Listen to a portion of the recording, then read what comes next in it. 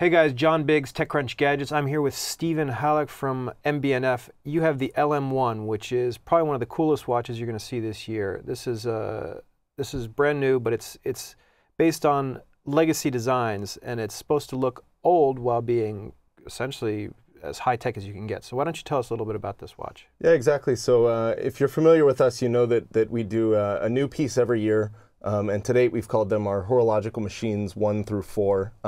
And they've got very sort of contemporary references, space shuttles, fighter jets, things like that.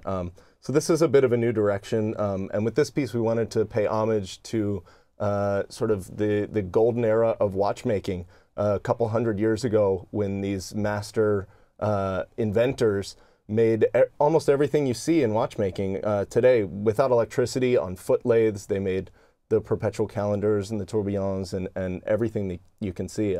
And one of the things they were most concerned about was actually the balance wheel and chronometry, and that's how they were going about it. So we wanted to sort of take what would have happened if MBNF existed 100 or 150 years ago. We still wanted to make three-dimensional machines, but we don't have the references of space shuttles and fighter jets and stuff like that. So you're looking at a dual phase, so you basically have 2 time zones. You can also set it as a timer. And then you have that little cam, I guess, that's hanging out with the balance wheel. How difficult was that to build? Well, so you have, if I can flip it over quickly, you have on the back what looks like a very traditional movement. You've got 2 of the best watchmakers in the world with their names on this bridge, Jean-Francois Mougin, who does very contemporary movement architecture, and Kari Voutilainen, who's sort of like the god of traditional watch finishing. And so they've come up with the movement. And so here you look at it, and it looks like it's going to be a very classic traditional watch until you realize that the balance wheel is missing. And that's where you can see that we've put it in the front here. So as you say, it's all very three-dimensional. That's sort of our goal as a company, is always to make these three-dimensional sculptures. So you had to re-engineer completely what a movement is, where the parts are located, and how it works. So here you see, hopefully you can see a side view at some point, but the balance is really suspended pretty high under this sapphire dome.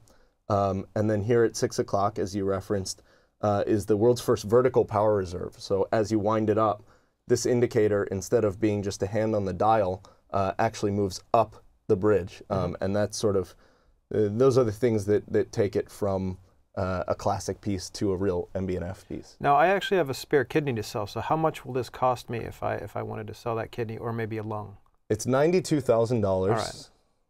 So I could feasibly sell both lungs, and I could pull this off. I think a kidney would get it done. Yeah? All right. Perfect.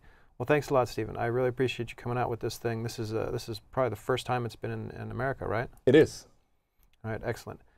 Thanks for watching. I'm John Biggs with TechCrunch Gadgets, and this has been the LM1.